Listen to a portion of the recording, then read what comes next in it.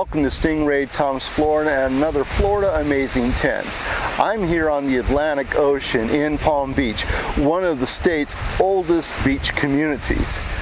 Developed by Henry Flagler 140 years ago, it's the acme of his effort to bring a special resort for the wealthiest of Americans.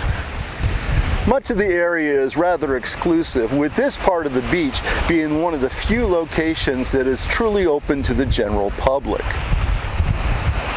Florida's beaches are rightfully among the world's most famous beaches, with hundreds of them spanning from Amelia Island south to the Keys and all the way up the coast to Pensacola.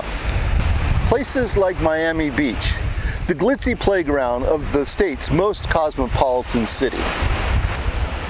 Daytona Beach, self-proclaimed as the world's most famous beach.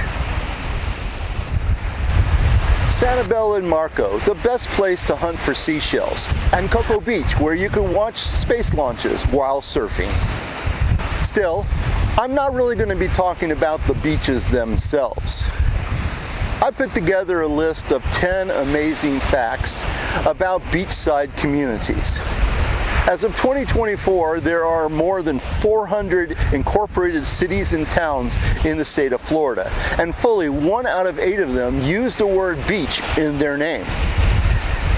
Now that may not seem all that surprising, but those 52 beach towns in Florida, just a bit more than the California number of 12 and the Texas number of 4.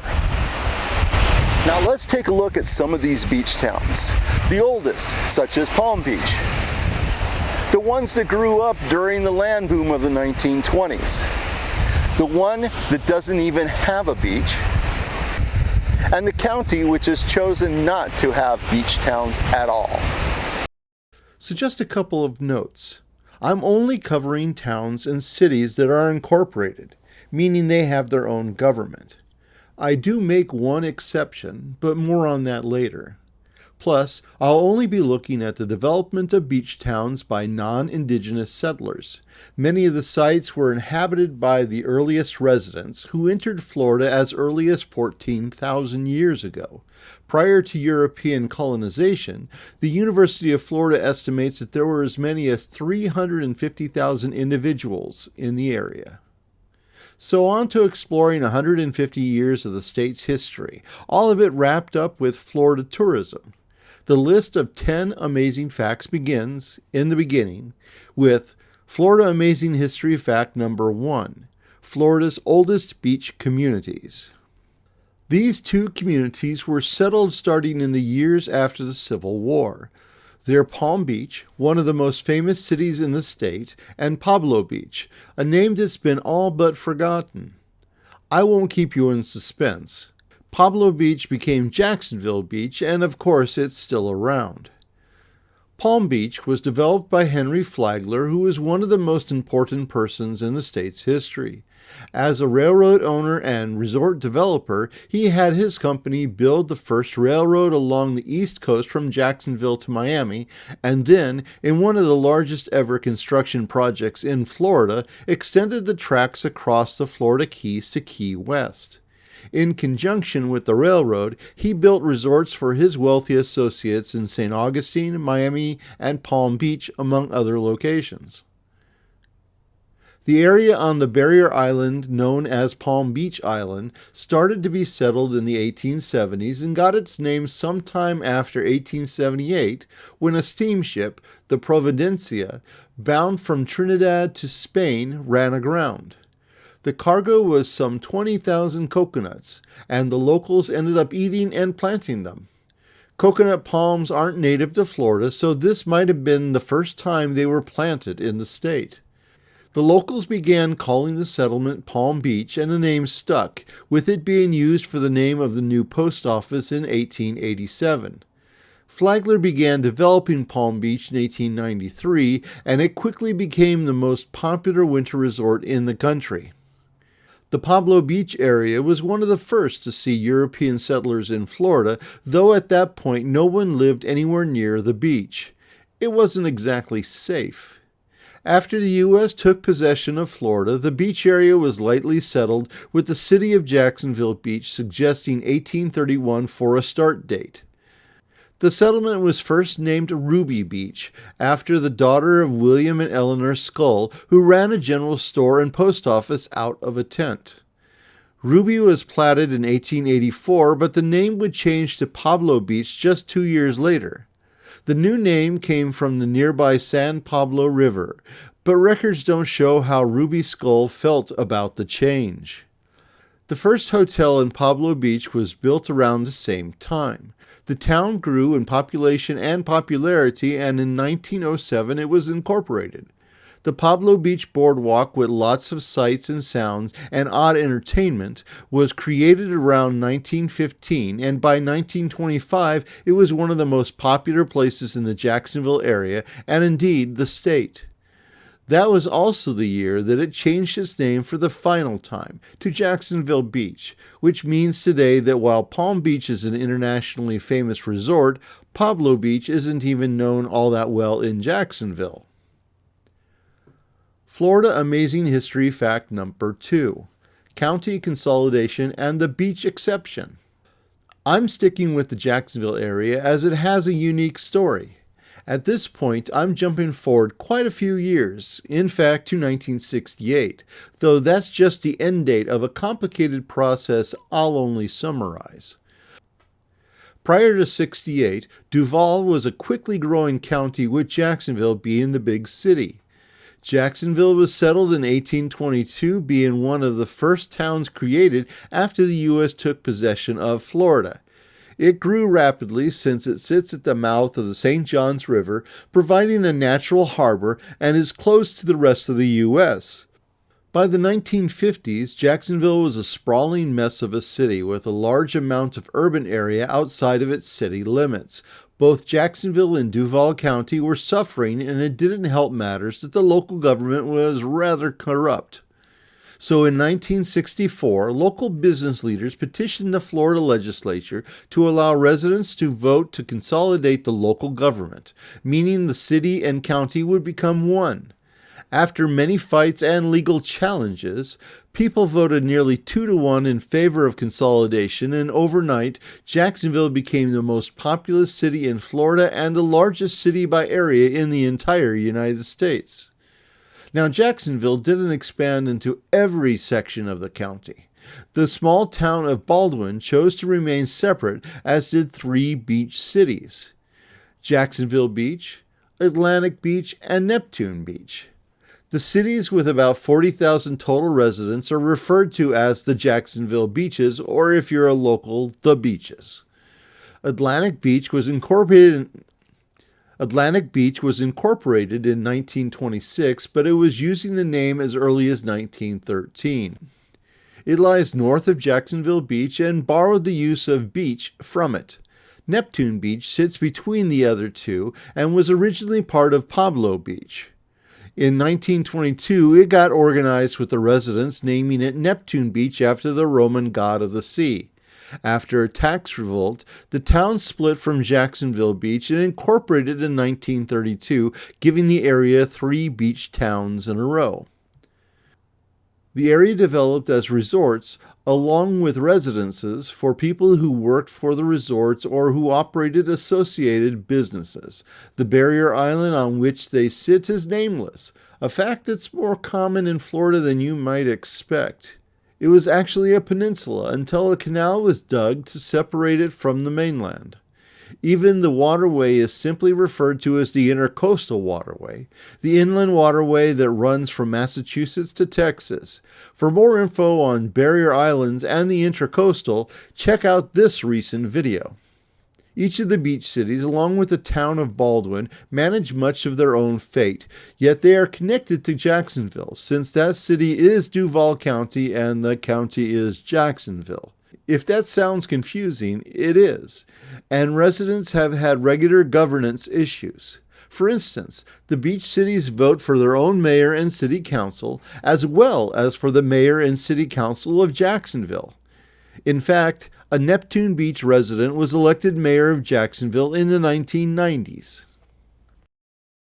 Florida Amazing History Fact number 3. Of the wealthy, by the wealthy, for the wealthy. Most Florida beach towns have a significant wealth factor. Living by the beach is both desirable and expensive. Palm Beach set the standard for beachfront living, and it wasn't long until another beach city was platted, this time further south, near Miami. Miami itself was a new town, having been founded just before the Civil War, though it wouldn't incorporate until 1896. Miami Beach developed at the beginning of the 20th century, primarily after 1913, when the first bridge was completed between Miami and the barrier island across Biscayne Bay. A great deal of work was done and money spent to dredge channels and add dirt to make the barrier island a livable space. By 1915, the year that Miami Beach incorporated, the first hotel was built, several mansions were completed, and the island got its first golf course. As you might guess, this was to be yet another resort for the wealthy. It was developing so much like Palm Beach that it was inevitable that it became the third oceanfront beach town. Both it and Miami proper are named for the Miami River, which was named for the Miami people who were the indigenous community living near the southern part of Lake Okeechobee. While Miami Beach was a resort, it was unlike Palm Beach in that it was first and foremost a resort for wealthy Miami residents. It would later develop into a winter resort in general, and even later into a playground for the well-heeled of Miami and much of Latin America. It's Florida's most famous beach and accounts for nearly 60% of the tourism of Miami-Dade County. There's another city in the county that I want to mention briefly, that of Sunny Isles Beach. It's one of the state's younger incorporated cities, though it's been settled for over 100 years. Located north of Miami Beach, the area was known as North Miami Beach until much of the land was bought by Harvey Graves in 1920. Not surprisingly, he planned to create a tourist resort and named it Sunny Isles. By 1931, Sunny Isles was the de facto name of the whole area. Like the rest of the area, developers heavily modified the land, creating canals, inlets, and even new islands for luxury homes and hotels. By the time residents decided to incorporate the city, it was already 1997, and when it happened, they changed the name to Sunny Isles Beach. Up until the start of the 21st century, Sunny Isles Beach was the home of rather simple 1- and 2-story motels. That would change with a land boom that saw the traditional motels along either side of A1A replaced with high-rise condos and hotels. Today, Sunny Isles Beach owns 2 rather surprising superlatives. Its remarkable number of tall buildings makes the city of 22,000 the 14th tallest skyline in the U.S., as well as the most densely populated incorporated place in the United States outside of the New York City area. It's pretty easy to measure that density since the city is just a square mile in size. That's 22,000 people per square mile. By the way, one of my favorite types of postcards is the one where the vacationer marks the location of their hotel or motel room with a proudly drawn X.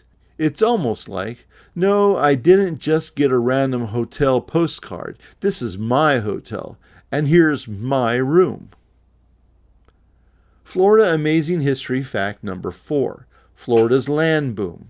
So speaking of land booms, Florida has had a number of them, with the most significant being the first one, which happened in the 1920s. Due to the prosperity of Americans after World War I and the attractiveness of living in Florida, a large number of investors began to create various housing developments in the state. While the boom went bust, with many of those developments not being completed, one forgotten result was the number of towns and cities who added beach to their name. The reason they did so should be pretty obvious. Jacksonville, Palm, and Miami Beach were well known throughout the country, and Floridians realized that promoting their towns would be beneficial. One of the easiest ways to do so was to change the name of their town. Most towns didn't have tropical-sounding names, and people didn't want to change the name completely, so a number of them simply added beach. The first two were Melbourne and Delray, though technically Melbourne Beach wasn't ever just Melbourne. That's a separate city located on the mainland. Melbourne Beach in Brevard County is on a long, narrow peninsula that includes Cape Canaveral to the north. First developed in the 1870s, the town was incorporated many years later in 1923. Melbourne is borrowed from the nearby city, which in turn was chosen in honor of its first postmaster, John Hector, who had previously lived in Melbourne, Australia. This puts the two towns on a very short list of American places named for an Australian city. Delray was first settled in the 1880s. Located south of Palm Beach, it was originally known as Linton, after William Linton, one of the early landowners. But the name would be changed to Delray in 1901 after a neighborhood in Detroit, Michigan, though it's originally from the Spanish phrase, of the king. The town of Delray developed slowly for the next several decades and would become incorporated initially in 1911. The 1920s land boom greatly affected the small city, which was only on the mainland, with the beach area incorporated in 1923 as Delray Beach. By 1927, the two Delrays had merged into one city. The Cocoa Beach area originally was known as Oceanus, and it was developed as a town in the early 1920s. It was incorporated in 1925 with the name Cocoa Beach. It's located in Brevard County on the same peninsula as Cape Canaveral and Melbourne Beach. Easily one of the most world-famous cities in Florida, Daytona Beach has been a master at promotion for decades. Because of its proximity to St. Augustine, there have been European settlers in the area for hundreds of years, with a number of plantations growing sugarcane and other crops under Spanish and English control. By the mid-1800s, Americans were resettling the area, and the town of Daytona was incorporated in 1876. That's the oldest town in this video. Daytona was named for Matthias Day, an early landowner. In 1926, Daytona and a few other small communities nearby chose to join together and incorporate as Daytona Beach. Around the same time, it was dubbed the world's most famous beach, partly because the hard-packed beach sand made an ideal location for auto racing and speed records. Races were regularly held on the beach until 1958, when the Daytona International Speedway was built, also in Daytona Beach. Golden Beach is a little town of less than a third of a square mile and under 1,000 inhabitants in the Miami area. Located just north of Sunny Isles Beach, it was developed in the 1920s. As you can see, the shape of the town looks artificial even from 280 miles or 450 kilometers above the earth. That's because the developers spent millions of dollars, likely more than any other patch of barrier island in the state. Golden Beach was incorporated in 1929, and while the name likely began as just a nice title for the town, considering the sheer amount of wealthy people that live there today, it's become quite appropriate. The town is limited to single-family homes, so it's one of the few parts of the Atlantic shore in the area without high-rise condos and hotels.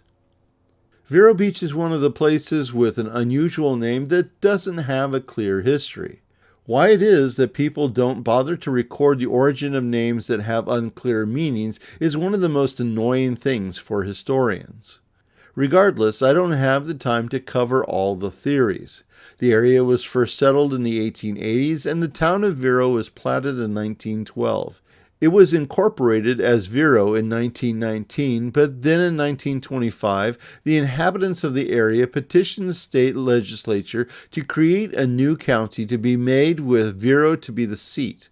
Indian River County was subsequently created, and the new county seat was reincorporated with the name Vero Beach. Florida Amazing History Fact number 5. Florida's barely beach towns.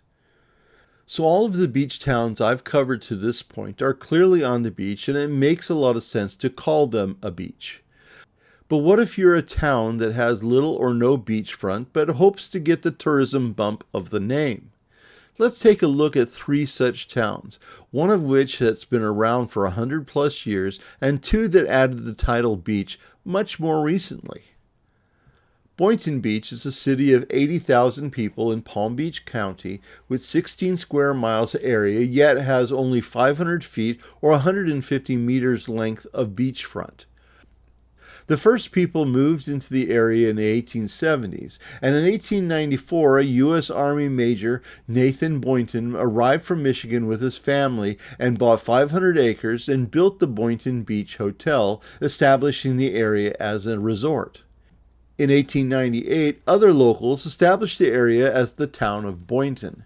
It was incorporated in 1920 and at that time included 3 miles of beachfront property on the barrier island. The name Boynton Beach was first used in 1931, but not by the town of Boynton. Instead, it was used by a portion of the town that split away in 1931 as 12 families on the coast disputed taxes and the amount of the town's debt. Between 1931 and 39, there were both a Boynton and a Boynton Beach, but the beach town would change its name to Ocean Ridge. The town officially states that the name change was necessitated by the issue that the U.S. Post Office found it difficult to distinguish between Boynton Beach and Daytona Beach on mail. So a contest was held, and the daughter of the mayor won $100 by suggesting Ocean Ridge. The name Boynton Beach didn't disappear for long because just 2 years later, Boynton became Boynton Beach with just a half square mile of island property. Dania Beach is located directly south, east, and west of Fort Lauderdale International Airport. Originally, the area was called Modelo until the end of the 19th century. In 1904, it was incorporated as the town of Dania to acknowledge many of the locals' Danish roots.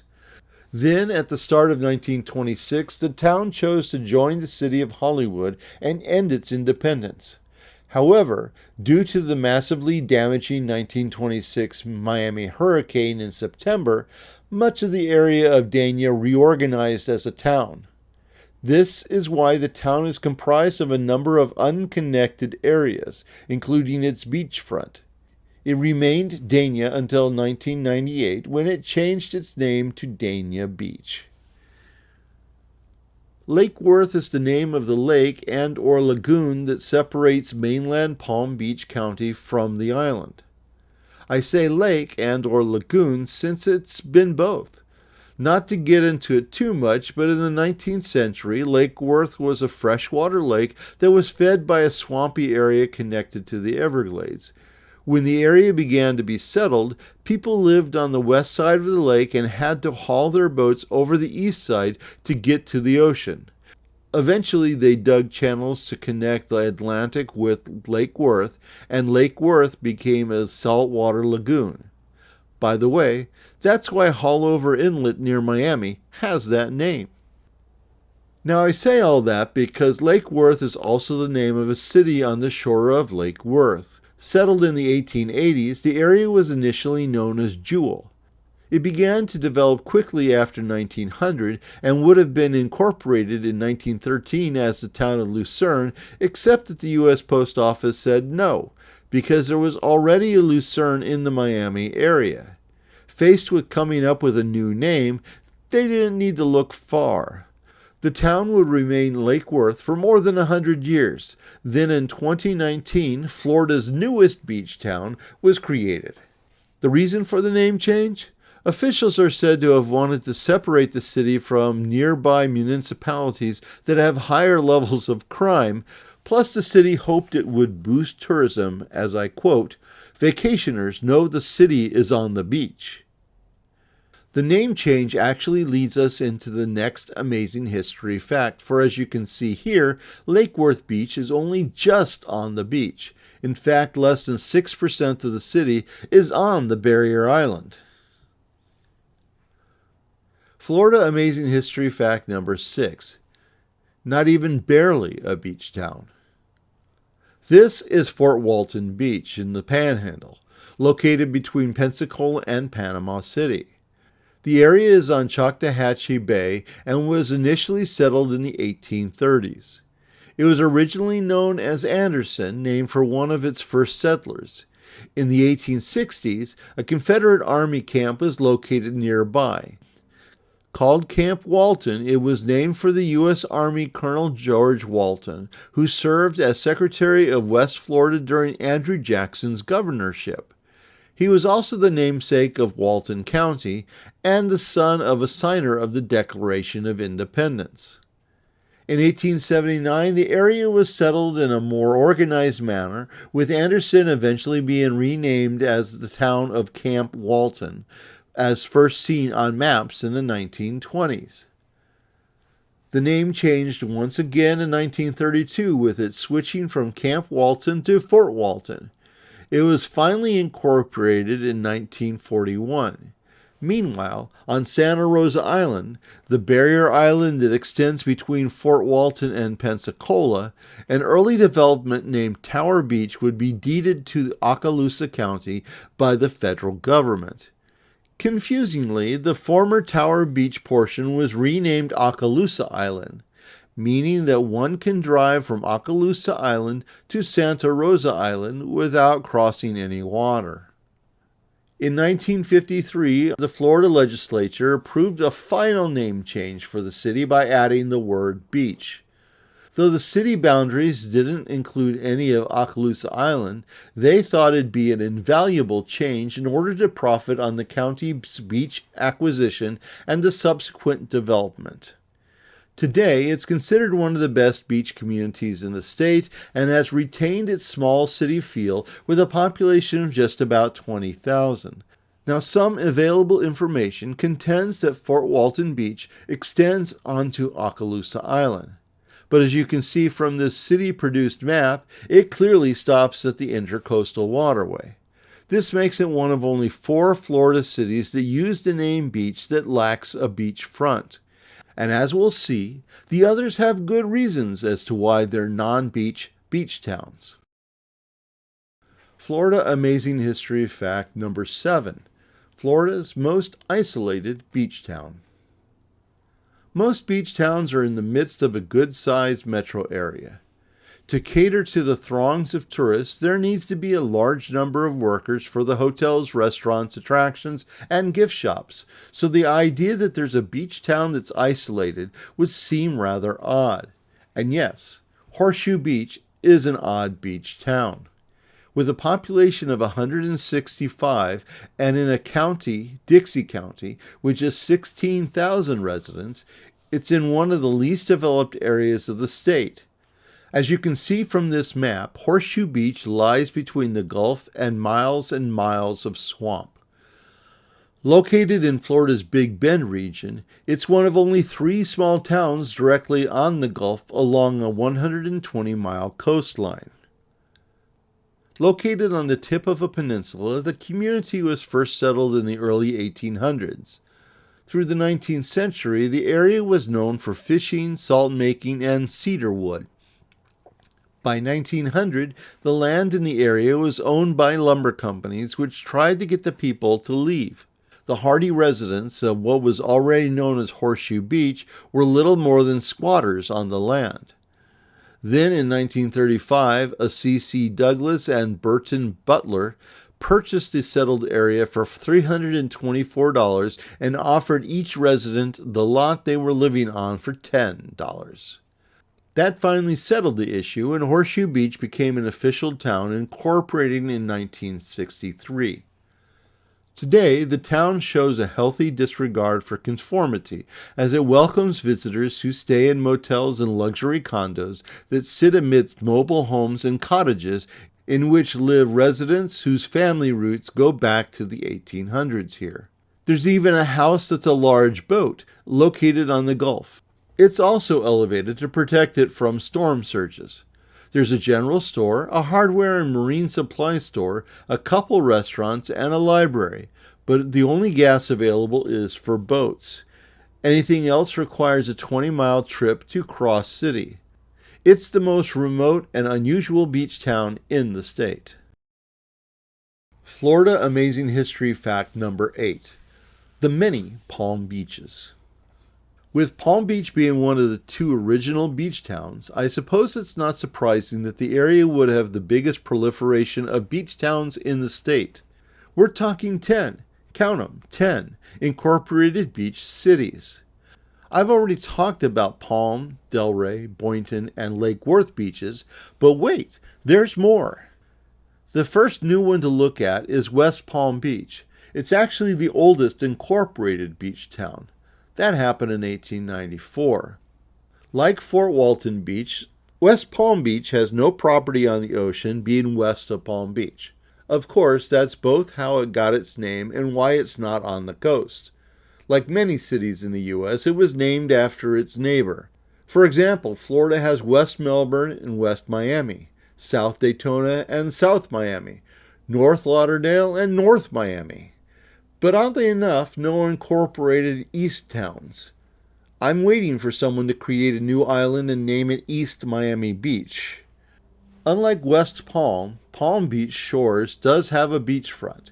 It's on Singer Island, which is actually a peninsula. It's a small town on the north side of Palm Beach Inlet, giving it 3 water sides, and it sits directly across the inlet from Palm Beach.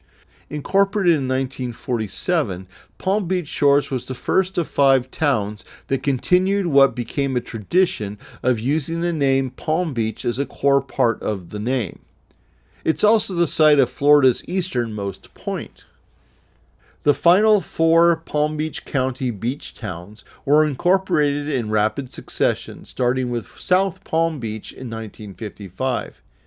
It's one of the smallest Florida towns in area at 128 acres. Located directly south of Palm Beach, it has only one road, Ocean Boulevard.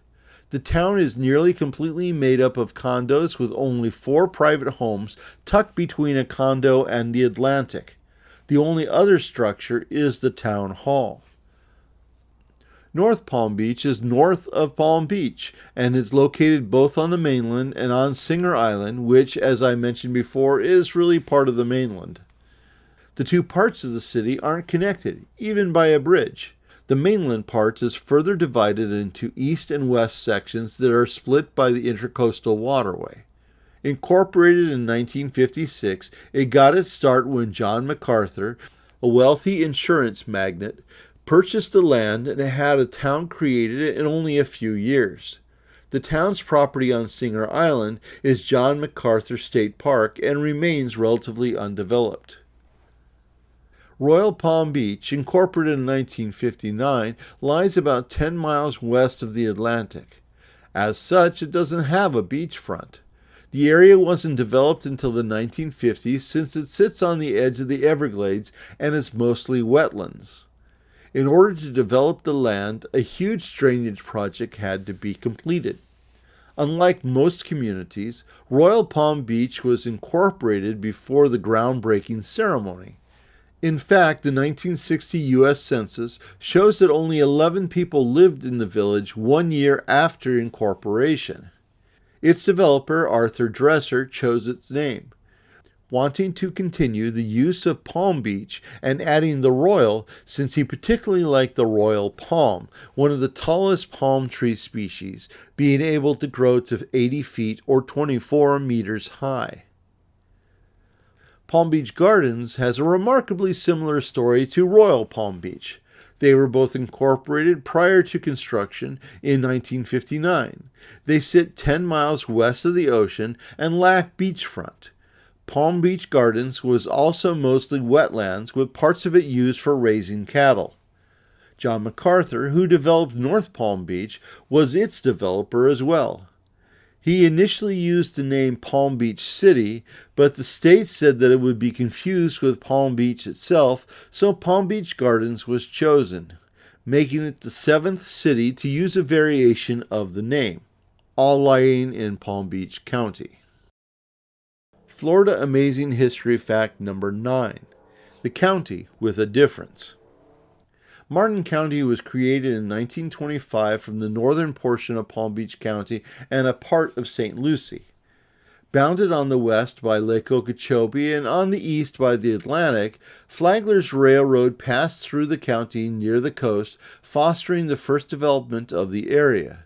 South of Martin is the counties of Palm Beach, Broward, and Miami-Dade. With 6 million residents, these are the three most populous counties, making up nearly 30% of Florida's population. In remarkable contrast, Martin County's population is only a svelte 163,000.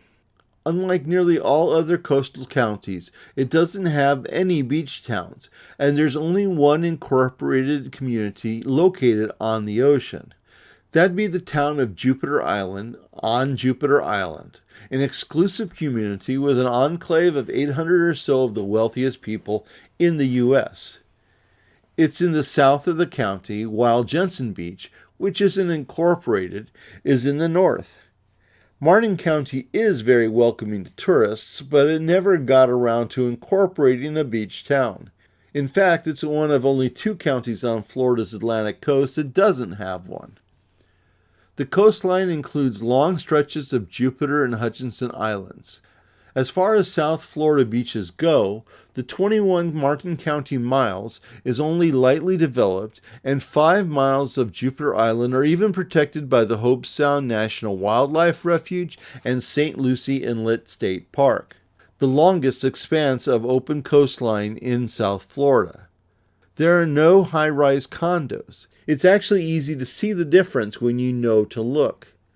These are photos on the islands.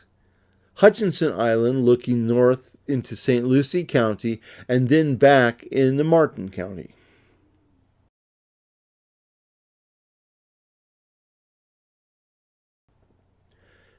Next is Jupiter Island looking south into Palm Beach County and then north. The limited development is the result of a 1968 building code that states the maximum height of buildings shall be 4 stories. This means the law prohibits high-density condominium towers, hotels, and resorts. There is more to the story of how Martin County was able to stop the level of development that has taken over 100 miles of coastline to its south, but I don't have time to go into it here. Suffice it to say that Martin County not only lacks beach towns, but has made a deliberate decision to skip that what so many other communities wish to have. I'd call that pretty amazing. Florida Amazing History Fact number 10. What's in a name? I just described an entire county without a beach town, so I thought I'd wrap things up by taking a quick look at 3 communities that are both by the beach and beach towns, but without the name. Lauderdale by the Sea, Surfside, and Seaside. I figure they can be on the list as they use alternative terms for beach or ocean. Located between Fort Lauderdale and Pompano Beach, Lauderdale by the Sea is a small city in Broward County that was first settled in the 1920s. The property was owned by a series of investors who hoped to develop the area, but the Florida land boom made that difficult. It'd be incorporated in 1927, but partly due to the Great Depression, its charter was removed by the state in 1933. It finally reincorporated in 1949.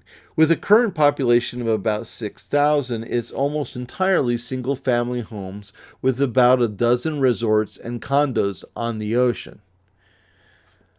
Surfside is located a bit further down the coast and is just north of Miami Beach. It's another one of the smallest cities in the state at half a square mile.